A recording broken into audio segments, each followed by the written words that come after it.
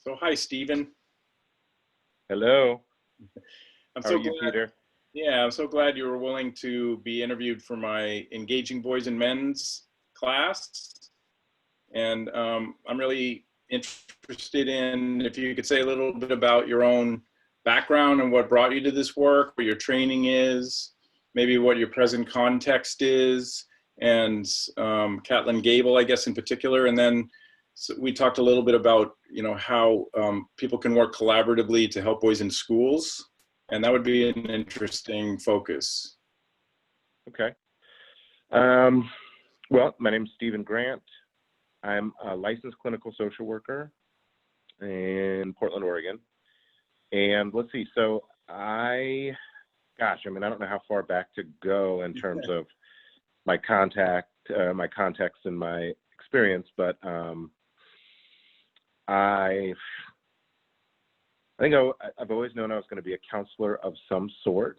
And I think I always knew I was going to work with children, which is kind of an early affinity of mine. I got a lot of positive reinforcement about it. I went to the University of Oregon and,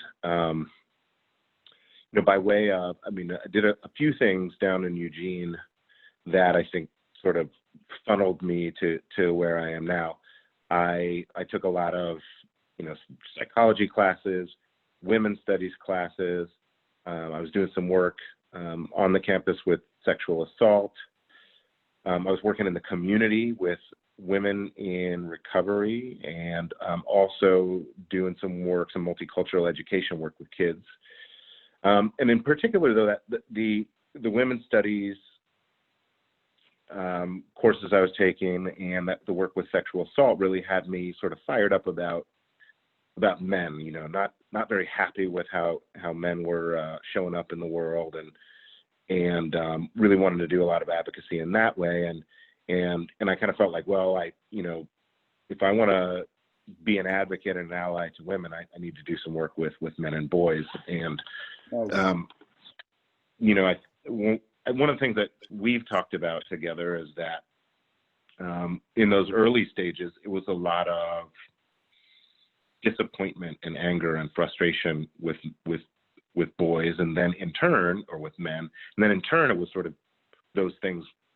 I start to look at, well, some of these things that I'm frustrated with are, parts of who I am, and I don't mean, from an abusive or in an overbearing way, but enjoying sort of pieces of aggressive play and athletics and video games and having to just cope with male sexuality, which is a part of me as a human being. And so there were all kinds of things that I was coming up against, and I felt like I needed to come to terms with, and not in both the positive and the negative ways, because if I was angry about all of that stuff and I was angry with myself, I didn't like any of those things, and there were these pieces of me that I couldn't like, and so I'm speaking very, very generally in a way that sort of brought me to more of a narrow focus, which is that it's kind of reflective of the work that we've done, which is that there are really two sides to working with men and boys. There's understanding what's natural about them and positive and a strength in what they bring, and also seeing where some of the challenges are and building and supporting some skills that help them to be more fully in the world and in relationship with others. So can you say say a bit about both sides of that? Like, what does that look like then if you're working with boys? What's the parts that you see them bringing, and what's the parts that you see us needing to help them change in terms of skills or develop? Well, that's a lot of, I guess it's a lot of things. It's, my current context is I work in a school, and I've worked in schools on and off since I graduated in '99. Right. I had a brief stint of just fully working in private practice for about 5 years, but other than that, I've been working in schools in different capacities. And so in a lot of ways, what that looks like is advocacy and education of teachers and how they're interacting with boys, administrators in terms of how they're planning for and thinking about professional development for teachers and structuring environments, working with parents and helping them to kind of understand some of the needs of boys, their communication styles. I'm sure a lot of this is stuff that y'all are talking about in your class. Not necessarily. How do you see it? Not necessarily. Okay. Well, side by side, need to move around, helping teachers to kind of think a little bit about, what their lessons are, how much language is involved, how much sitting is involved, Right. How much writing is involved, and what are the other modalities that you can help boys to sort of integrate some of the content in the classrooms. Needs for, physical regulation is really a big one for me these days, is really, when questions of, hyperactivity are coming up, and ADHD and those kinds of labels, helping teachers to kind of look more deeply for, well, what are some of the other potential roots of these, what's natural, also what might be sensorial, sure about that. And how do you structure these environments in ways that are going to work for boys? So, structured, consistent body breaks, having, bouncy balls and a lot of kind of OT kinds of influences in the classroom, stretchy bands across seat legs, so kind of boys can get a little bit of that feedback and move. How do you create a culture and environment where you can allow boys to move around the classroom, but also teaching those skills of regulation and social awareness, so as not to be disruptive and getting those needs met. So that's kind of in the classroom. So those are all the sort of the points of advocacy. And then in my role, I'm working directly with boys as well. So in my own office, that might look like some skill building kinds of work. Some, at our school, we talk a lot about social emotional learning, thinking about these very specific social competencies, starting with self-awareness and then moving to self-regulation, social awareness, and social skills, and thinking about all of those things together to make positive decisions in the world and in your social relationships. So I'll do a lot of teaching along those lines, skill building with the boys, and all of that in the context of, well, at least with a balance of play and kind of experiential learning, with a little bit of, more sort of traditional didactic kinds of learning. I mean, you just gotta get the content in there. So you're working with boys. You're working with, in my context. Go ahead. Yeah, you're working with everybody at the school, but you have some boys who you're working with, and you also are working with teachers to try to help them understand how they could engage boys better in the classroom. Mm-hmm. Cool. Yeah.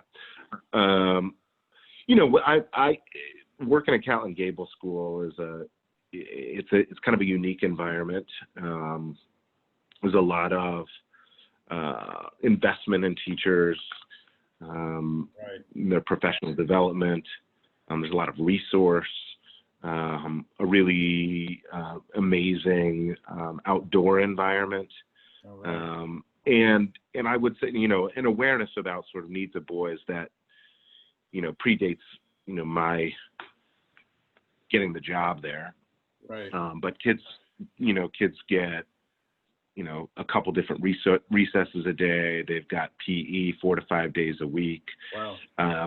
They transition to a number of different specialist teachers, which are kind of across the campus. So, when they go to PE, they've got to run or walk some distance to get there, and then they've got to transition to art or science or to wood shop or to language or to music. So there's a lot of sort of built-in movement across the day. And then the classroom environments are structured in ways that are, comfortable, cozy, quiet spaces and collaborative spaces with a lot of, as I mentioned, a lot of tools and resources for physical regulation and sensory regulation. That's great. So there's a lot of resource already there. And usually I'm doing a lot of collaboration with teachers about how to make use of all of those tools and environments to, best meet the needs of different boys. Right.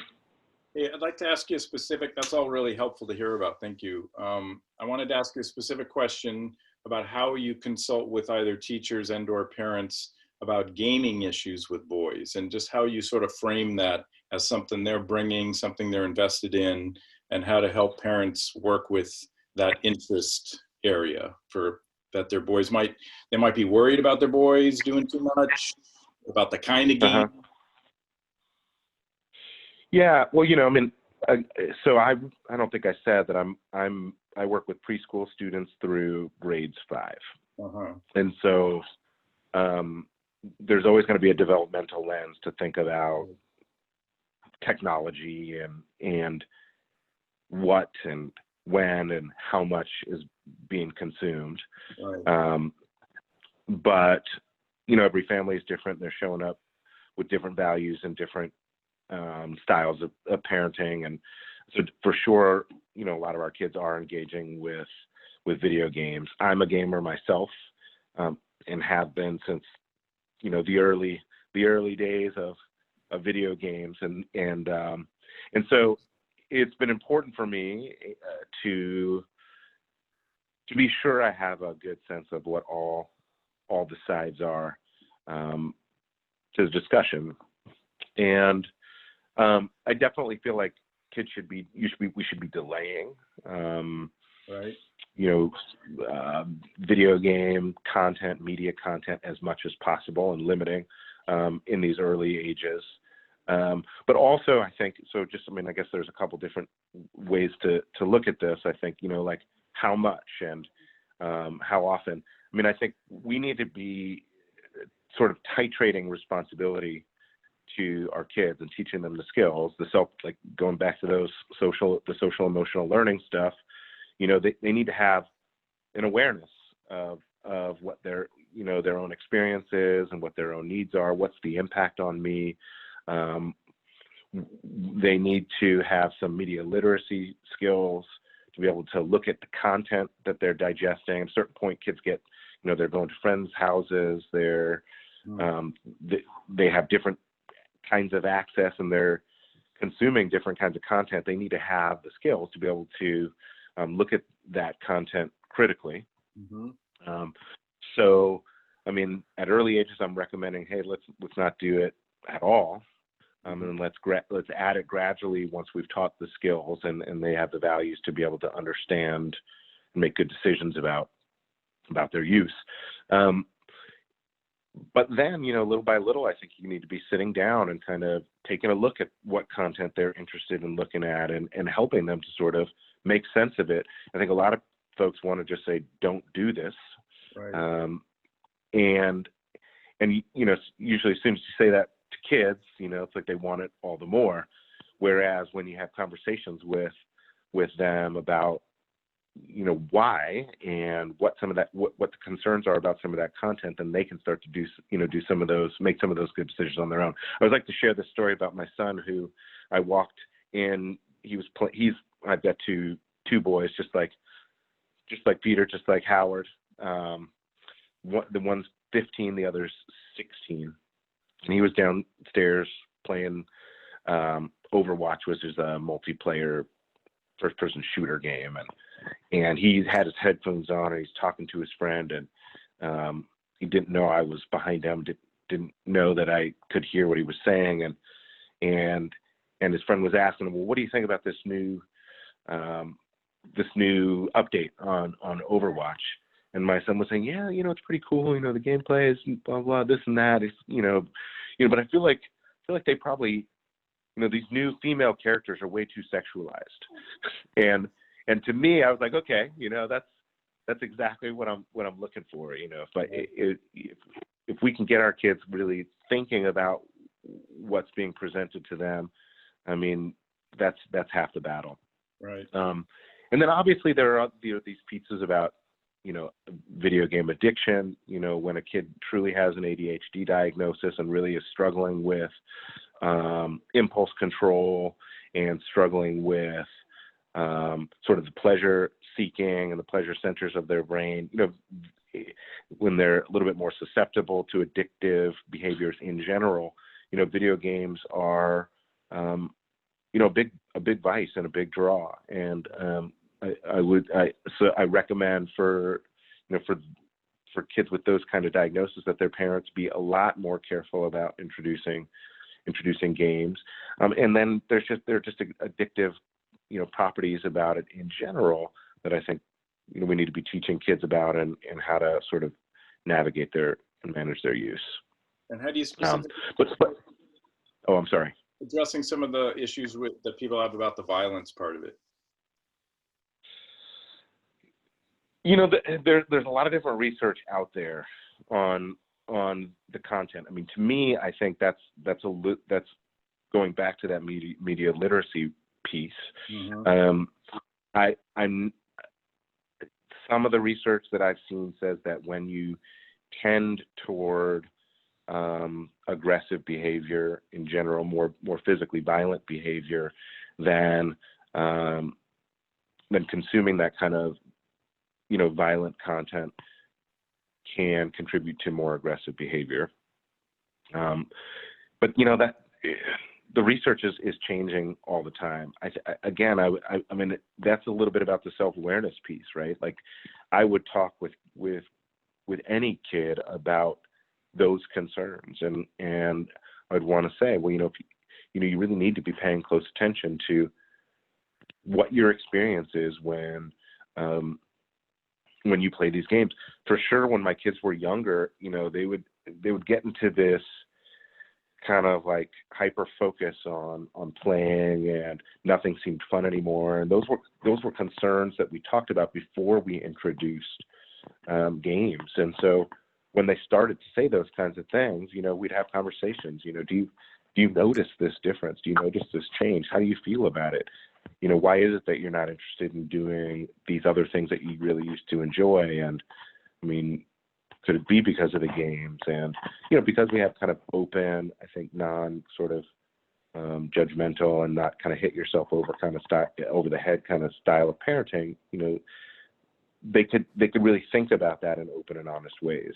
Right. And, we hit the reset button, and they're, from time to time, and they're really willing to do that as well. But I think the other thing I want to say about games, I think that people don't get, and I do think is a really important piece of games, particularly as they are now, is the social piece of it. Right. Where a lot of folks are using games,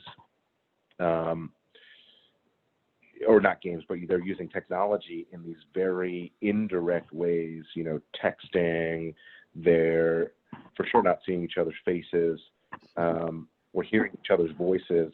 Like, I would try to talk to my kids at one point about why don't you call your friends? Like, nobody calls their friends. It's like, oh, okay. But with the games, they are, more and more kids are using headsets and microphones. They're talking to each other.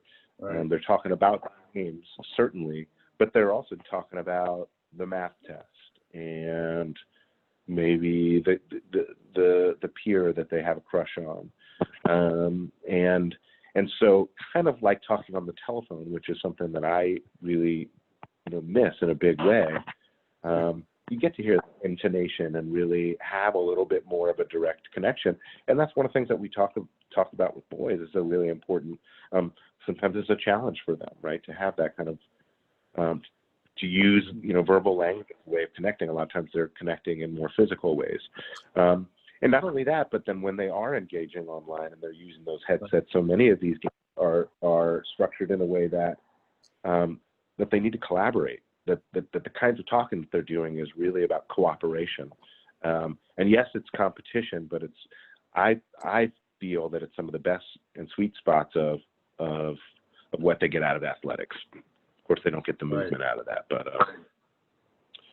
that balance. But so there's operation and team challenge, competition frame, but they're engaging together in something. Right, and it also kind of meets, you know, some of these things that just boys love, which is movement in space and targeting and competition, and they can do it without the concussion. And you know, for a lot of kids who don't feel like, you know, they either have the competency to engage athletically or the interest in being athletically, it is a way to sort of compete and build you know, some esteem and some social cachet. Right. So it's, you know, all of these, I think as I say all of these things, they all have sort of two sides to the coin. Sure. So I don't want to come out as the fiercest advocate for games. I feel like there's a lot of sort of foundational work that you need to lay before you before you introduce games and along the way, you know, while you're raising your children. But I don't think it's fair or helpful to put it all into a negative light. That's really helpful. So good. Thank you, Stephen. Yeah, thank you. I really appreciate you talking about that. That's a tricky subject, and I love the way that you frame it and bring so much like that self-regulation aspect to it, that you're teaching skills about being self-aware and having self-regulation in how much to engage, when to engage. That's really the skill set we want to build anyway, right? I think so. And, you know, and I'm trying to pull back on it a little bit. I'm worried about, you know, oversimplifying it. There's a lot to think about, but I think it's important to just see that issue and others just a little bit more broadly. Yeah, you've helped us do that. Thank you. I'm glad. All right, thank you, Peter.